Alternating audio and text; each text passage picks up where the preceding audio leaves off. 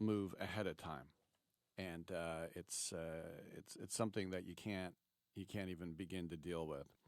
All right, Rick Tittle with you, coast to coast and around the world on the American Forces Radio Network. I highly recommend checking out Untold because they do a great series when it comes to sports documentaries. And one that I saw on Netflix, this was really great, was entitled Chessmates. And joining us right now, we're happy to have him, is the Grandmaster and one of the main protagonists of that documentary, Hans Niemann.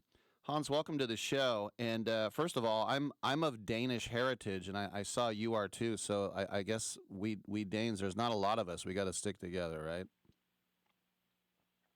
Yeah, it's quite distant, mainly sort of Danish German, but yes, Denmark is a great country. I've had the opportunity of visiting, yeah. So I'm from the East Bay, and I saw that you spent some time in Orinda. How long were you out there in Contra Costa County? Well, I was born in San Francisco. Yeah. And at the age of 2, I moved to Laguna Beach until the age of 7, when I moved to the Netherlands for 2 years, and then I did live in Orinda for about a year and a half, 2 years. I was a big water polo player, as most people in that area were. Mm-hmm. So I miss those days. So what was your time like in the Netherlands? Was that a blink, or did it kind of stay with you and shape you in any way? Well, that was the beginning of my chess career, actually. I learned how to play chess in school. So living in the Netherlands was a lot different than America. I mean, when everyone kind of bikes everywhere, you have a lot more freedom as a kid. I personally loved living there. So certainly a formative experience, especially getting introduced to the game of chess. Now, when I was a kid in the 70s, we didn't have all these amazing entertainment opportunities of video games and Netflix and such things in the house. So we played a lot of chess, and this is like, I don't know, 1977. I'm beating all my brothers, all my friends, and then once I started competing, I realized I was garbage. I just not that good after all. When did you realize? How old were you when you found out that you weren't just good, but that you were really, really good? There are probably different stages of that, because when you're young and naive, you have that realization that, you're so good. But then as you progress and you travel and you play, different tournaments, you kind of realize how much farther things go.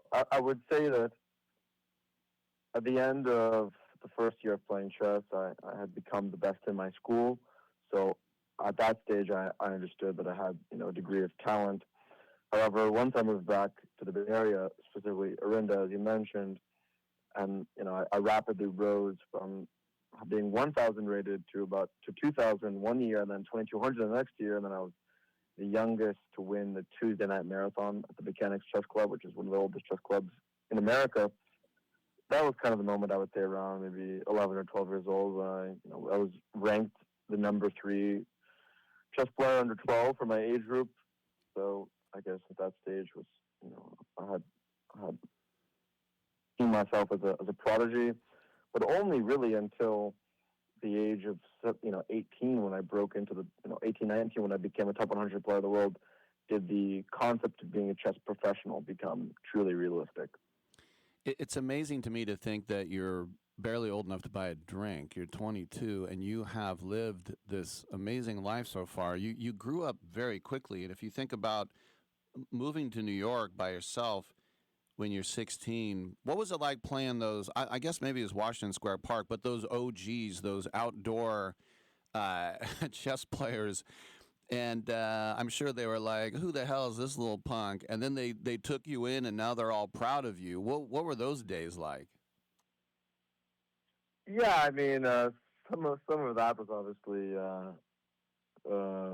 dramatized. But I have been going to that park for a very long time, and I enjoyed playing the Hustlers. Around the age of 12 or 13, it was obviously more competitive, and I would give them odds to make it, more interesting. But from my perspective, I always enjoyed visiting them in the park because it the purest embodiment of passion for the game. And obviously, as you compete, uh, more stress comes into play. There's financial things in play. So obviously, just playing chess in the park, and most of these people have spent their entire lives there. Not to receive such great financial success. So I find that level of passion that is void of sort of stress and the typical downsides of high level competition to be something that is a great reminder of why I initially started playing chess in the first place. Obviously, the segments of the documentary which show them speaking about me were quite funny and inspiring to watch. So it's those parts, have been formative for a lot of chess players. I mean, especially in Bobby Fischer's time, he was a frequent guest of the parks, in Union Square and Washington Square Park. So I think, every I guess in basketball you have a similar thing with pickup games. So I suppose it's an experience everyone has from a young age and forms their character in some way or another. Rick Tittle with Hans Niemann from Chessmates on Netflix. I've interviewed chess players in the past, and one of my faves is Zarina Crush. She's always very charming. But I also had Daniel Nadaritsky when he won the championship at 18, and I was very sad to see him die at such a young age. And some people said that it was just really the stress that got to his heart. Was that in any way cautionary for you to to avoid that type of stress, or does that have nothing to do with you? Um, Obviously, I remain, conscious of the of things that can go wrong or the consequences or side effects of being in the public eye, especially being under scrutiny. I'm very aware. You see a lot of Hollywood stars or people who maybe experience it to different degrees. Who have issues. So it's something that I'm obviously aware of, but the main thing that you try to just remain focused and away from distractions, and the travel schedule is so intense that even now, I flew 11 hours from Paris to LA. I'm completely jet lagged. Um, so you're kind of just trying to make it through it, maintaining energy, maintaining some degree of focus. But yeah, I mean, chess can have can have a toll on the mind and the body. So it's important to try to find some balance. So in the documentary, when you do play the Norwegian world champ Magnus Carlsen, you win, and afterwards he's all upset. He said, "I had no chance," and you had to have been cheating. The question I have, and of course we won't get into some of the theories, how do you cheat over the board? Like, I don't, I mean, I know you had some missteps in the early days of chess.com, but I don't understand how you could possibly cheat over the board. And I know that you sued them and there ended up being a settlement, but what were some of the things where Magnus was like, I had no chance in that match? Well, you know, that's maybe how he felt, sort of from a purely emotional perspective, but from a factual, statistical perspective, that game was actually sort of one of the worst games he had played in the past few years, and that was actually really far from my best game even in that tournament. That was the third round of the tournament.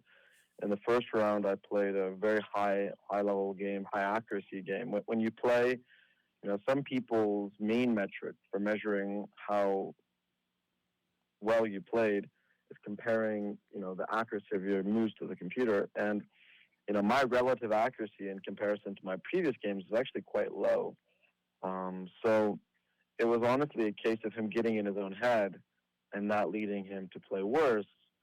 To be honest, the game itself, although I'd like to say how impressive it was, from the game itself really wasn't that impressive.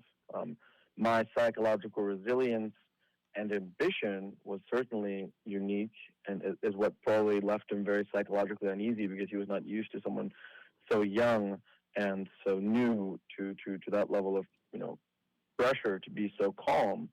But the boring truth about it is that it was more so a self-imposed loss from his side, and a solid execution from mine, rather than some feat of genius.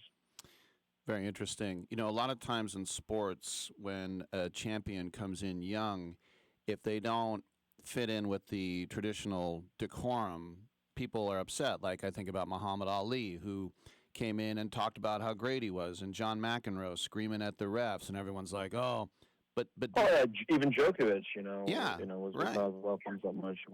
But my point is, you from the very beginning were like, suck on that, blah blah blah. You were like, yes, yes, and then some people are like, that you're not supposed to do that in chess. Well, And one counter, just one contextual thing to understand. For the Singsfield Cup, I was the brand ambassador of the Play Magnus Group, mm, and me and Magnus, we're brand ambassadors of the same company, virtually his company. So this narrative that I actually was embraced by the chess world before this. I received many wildcard invitations before the Singsfield Cup. I was invited to Miami, giving like this was a great wildcard opportunity. So, I will say that at that point, yes, I was vocal, I was interesting, but that was honestly to my benefit, and led me getting a lot of opportunities, a lot of sponsorships that gave me the upper hand. From when I first became, from 2021 and onwards, or 2022 respectively, I received so many opportunities, which only accelerated my growth. So I would say that in chess, I don't think that people are so averse or unwelcoming to unique stars. I just think that it was more so that the aftermath um, led them to having to find excuses to sort of ostracize and blacklist me. And my sort of honest and brash character was an easy excuse for them to use. yeah, and just getting back to that match in 2022 with Carlsen, the fact that it's not possible for him to have a bad game. It's not possible for him to choke. And those chess.com guys who I thought came off very smug in that documentary, but those chess.com guys are like, we're going to prove it. We have the algorithms, we have the ways of proving that Hans did cheat over the board. And at the end of the day, they threw their hands up and they were like, he didn't cheat. And so the thing is, though, in our society, you give someone a scarlet letter, and even when they're exonerated, it carries with you. And so, Absolutely. I mean, yeah. people truly underestimate the damage and the blemish that leaves on someone for their entire life, and the fact that they felt so emboldened to make such speculative accusations that they knew would leave such a mark, is a reflection of their lack of character and sort of like godlike complex and mafia style ways.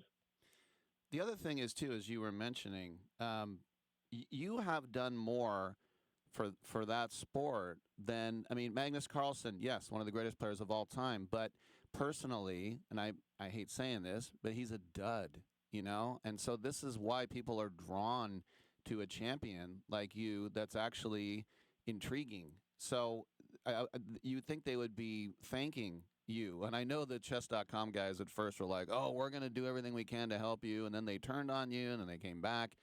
But do you think you get the credit for taking a game that for a lot of people was dying out and now it's just booming? Well, the thing is that I actually try to push the boundaries of chess, in terms of bringing chess to a unique market in a lot of ways. I have organized a lot of one-on-one matches. I've tried to make chess more interesting, tried to bring rivalries. I've actually pioneered a lot of different formats that people have started using. The game of chess really, really is in need of a revolution and is in need of becoming a developed modern sport. I think it has huge potential. So to me, obviously this Netflix documentary and Untold and all the things, you know, obviously I don't think that having the game being associated with something so negative is good. Obviously you see in the modern world now, people can use negative publicity to create, careers. I mean, there's a saying, there's no such thing as bad publicity. I obviously don't believe in that, but it's not,